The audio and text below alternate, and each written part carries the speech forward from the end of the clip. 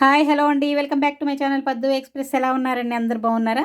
ఈరోజు ఇంకా చాలా హెల్తీ రెసిపీ, చాలా చాలా టేస్టీగా ఉండేది ఒక మంచి రెసిపీతో మీ ముందుకు వచ్చానండి. అదేంటి అనుకుంటున్నారా? అది చూడండి, గ్రీన్గా కనిపిస్తుంది. ఏంటా అనుకుంటున్నారా? చాలా హెల్తీ అండి ఇది. ఇటు ప్రోటీన్ ఉంటుంది, ఫైబర్ ఉంటుంది, అన్నీ ఉంటాయి అన్నమాట. ఇది ఈజీగా కూడా చేసుకోవచ్చు, చాలా ఈజీగా. లంచ్ బాక్సులకి మీకు కావాలంటే ఎవరికైనా బాక్సులు ఇంట్లో లంచ్ బాక్సులు పెట్టడానికి కూడా చాలా తొందరగానే అవుతుంది. చాలా టేస్టీగా సాయంత్రం దాకున్నా కూడా ఇది చాలా బాగుంటుందండి. ఇది నేను చేసి పంపించాను. మా పిల్లలు వాళ్ళ ఫ్రెండ్స్ అందరూ కూడా తిని చాలా మెచ్చుకుంటారనమాట. అలా అంత మంచిదనమాట. ఇది ఏంటో ఎలా చేశానో చూడండి. ముందు బఠానీలు ఫస్ట్ మేము విడిగా తెచ్చుకున్నాము. అంటే ఇలా కాయలు తెచ్చుకున్నాము. ఇప్పుడు సీజన్లో బఠానీలు కాయలు దొరుకుతాయి. ఇలా అయితే ఫ్రెష్గా మనం ఒలుచుకొని చక్కగా చేసేసుకోవచ్చు కదా. ఇది దేనిలోకైనా వాడుకోవచ్చు.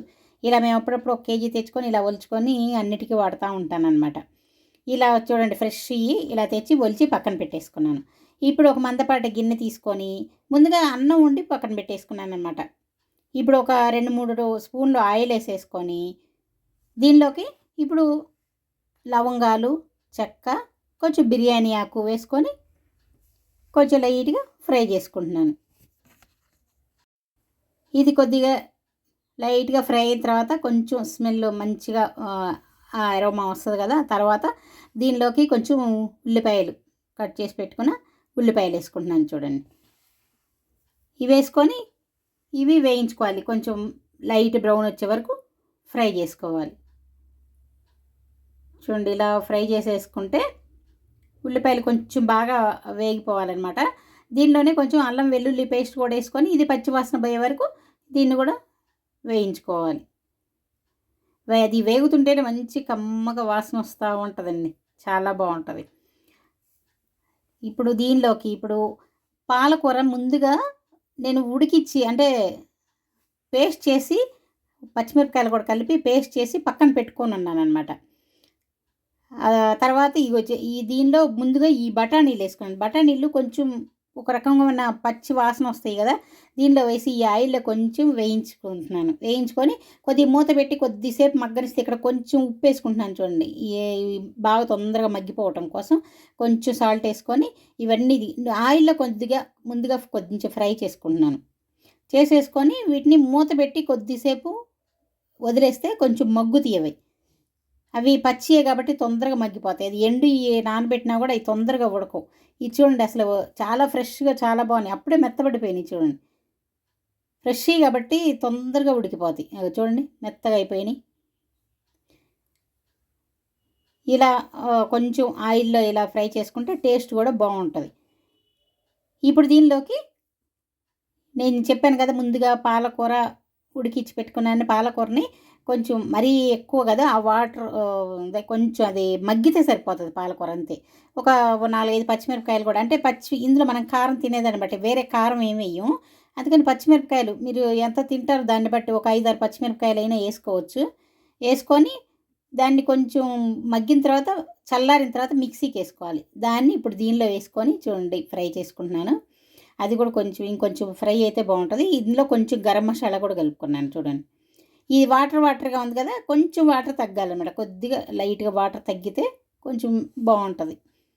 దీనిలో వేసి ఇవన్నీ కలిపి ఇలా ఫ్రై అయిన తర్వాత చూడండి, మొత్తం కొంచెం చిక్కబడింది చూసారా.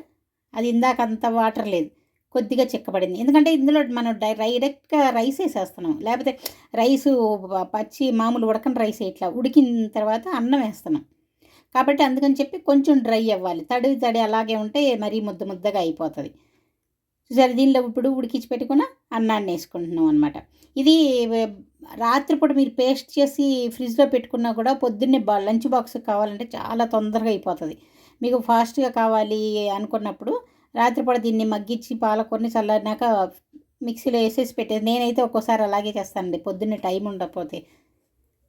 ఇప్పుడు రైస్ వేసుకొని మొత్తం కలిసేలా కలుపుకొని ఇప్పుడు మొత్తానికి సరిపడా సాల్ట్ వేసుకోవాలి. మన టేస్ట్కి తగ్గినట్లుగా సాల్ట్ వేసుకోవాలి. ఇంకా కారం అవసరం లేదు, ఇందులో పచ్చిమిరపకాయలు వేసాం కాబట్టి. కారం వేస్తే ఆ కలరు మారిపోతుంది, ఈ గ్రీన్ కలర్ ఉండదు. చూసారా ఎంత చక్కగా రెడీ అయిపోయిందో. లాస్ట్లో కొంచెం కొత్తిమీర వేసేసుకొని ఇంకొక ఏందో వేస్తున్నాను చూడండి, కసూరి మేతి కొంచెం క్రష్ చేసుకొని ఇది కూడా వేసుకుంటే ఇంకా అసలు నిజంగా ఆ ఫ్లేవర్ చాలా బాగుంటుందండి. చాలా చాలా బాగుంటుంది. వేసుకొని ఇప్పుడు మళ్ళీ మొత్తాన్ని ఒకసారి కలుపుకుంటున్నాను. మొత్తాన్ని కలిపేసేసుకుంటే ఇంకేముందండి, చాలా టేస్టీగా పాలక్ మటర్ రైస్, పాలక్ మటర్ పులావ్ చాలా చాలా బాగుంటుంది. దీనిలో లాస్ట్లో నేనేం చేశానంటే జీడిపప్పులు కూడా కొంచెం వేయించి పక్కన పెట్టుకున్నాను. ఇవి వేసుకుంటున్నాను చూడండి. ఈ పిల్లలకు కూడా అట్రాక్షన్గా ఉంటాయి, బాగా తినడానికి చాలా బాగుంటుంది. చూడండి ఇలా వేసి పెట్టేస్తే ఇవి మీరు బాక్స్లో వేసి పంపించండి. మన పిల్లల కంటే కూడా పక్కన వాళ్ళ ఫ్రెండ్స్ వాళ్ళే ఎక్కువ తింటారండి. చాలా బాగుంటుంది. అందరూ అడిగి అడిగి మళ్ళీ తింటూ ఉంటారు. అంత బాగుంటుంది. సాయంత్రం వచ్చినాక కూడా అందరూ అంటే బాక్స్లో పెట్టినా కూడా సాయంత్రం దాకా కూడా అస్సలు పాడవదు.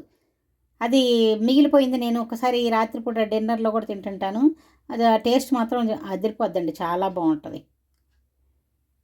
చూడండి ఎంత టేస్టీ, ఎంత కలర్ఫుల్గా ఉంది, చాలా టేస్టీగా కూడా ఉంటుందన్నమాట. ఇది తప్పకుండా మీరు కూడా ట్రై చేయండి. ట్రై చేసి ఎలా వచ్చిందో నాకు కామెంట్ సెక్షన్లో కామెంట్స్ రూపంలో తెలియచేయండి. మీరు లంచ్ బాక్స్లు పెట్టేవాళ్ళైతే దీన్ని చేసి పెట్టండి. మీకు నిజంగా సాయంత్రం వచ్చి అందరూ మిమ్మల్ని తప్పకుండా పొగుడుతారండి. పాలకూరతో మనం ఏది చేసుకున్నా టేస్టు బాగుంటుంది, హెల్త్ బాగుంటుంది కదా. ఈ వీడియో కనుక మీకు నచ్చినట్లయితే లైక్ చేయండి, షేర్ చేయండి. ఇంకా సబ్స్క్రైబ్ చేసుకొని వాళ్ళు ఉంటే ఎవరైనా సబ్స్క్రైబ్ చేసుకోండి. ఇలాంటి మంచి మంచి వీడియోలు మీరు చూడొచ్చు. మళ్ళీ ఇంకో వీడియోతో మీ ముందుకు వచ్చే వరకు సెలవు. Bye bye.